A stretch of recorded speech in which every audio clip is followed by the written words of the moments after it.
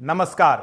आज 16 फरवरी 2026 का दिन सोने और चांदी के बाजार में जबरदस्त हलचल लेकर आया है।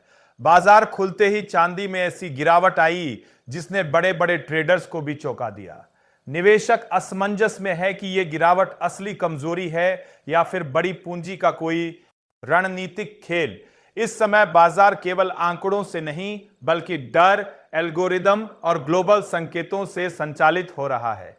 नमस्कार, टेकनेट इंडिया यूट्यूब चैनल में आपका स्वागत है। एमसीएक्स पर चांदी 1.56% की गिरावट के साथ 40,551 रुपए के स्तर पर ट्रेड कर रही है।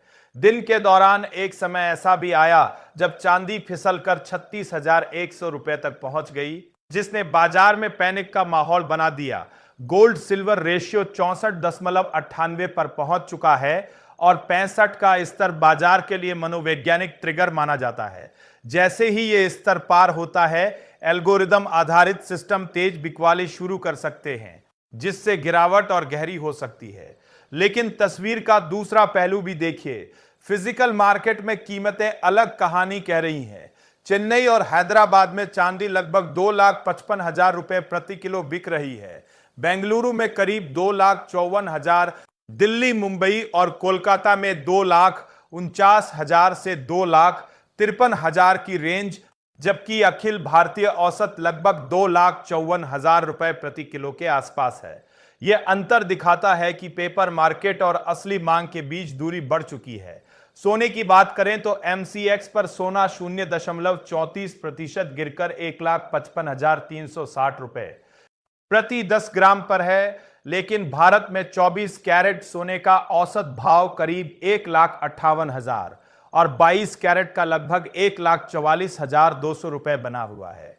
दिलचस्प बात यह है कि गोल्ड ईटीएफ में हल्की मजबूती दिख रही है, जो संकेत देती है कि बड़ी संस्थागत पूंजी इस गिरावट को खरीदारी के अवसर के रूप में देख रही है।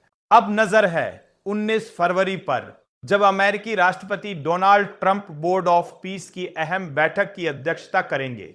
यदि वैश्विक तनाव में कमी के संकेत मिलते हैं तो सुरक्षित निवेश माने जाने वाले सोने और चांदी पर दबाव बढ़ सकता है।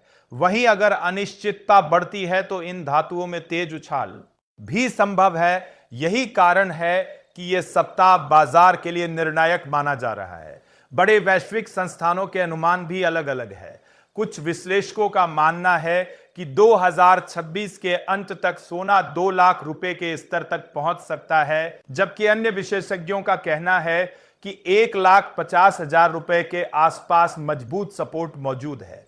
यानी दीर्घकालिक रुझान अभी पूरी तरह कमजोर नहीं हुआ है, लेकिन अल्पकालिक उतार चढ़ाव जारी रह सकता है। मेरी राय साफ है, इस समय जल्दबाजी से बचे। बाजार को 19 फरवरी के बाद की दिशा तय करने दे। अगर आप लंबी अवधि के निवेशक हैं तो चरणबद्ध रणनीति अपनाएं, और यदि ट्रेडर हैं तो सख्त स्टॉप लॉस के साथ ही कदम बढ़ाएं। फिलहाल इतना ही।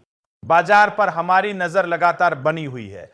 अगर आप चाहते हैं कि आपको सोने चांदी के हर बड़े अपडेट सबसे पहले मिले तो चैनल टेकनेट इंडिया को सब्सक्राइब कीजिए, वीडियो को लाइक कीजिए और इसे ज्यादा से ज्यादा शेयर कीजिए। समझदारी से निवेश कीजिए, सतर्क रहिए और जुड़े रहिए हमारे साथ। धन्यवाद।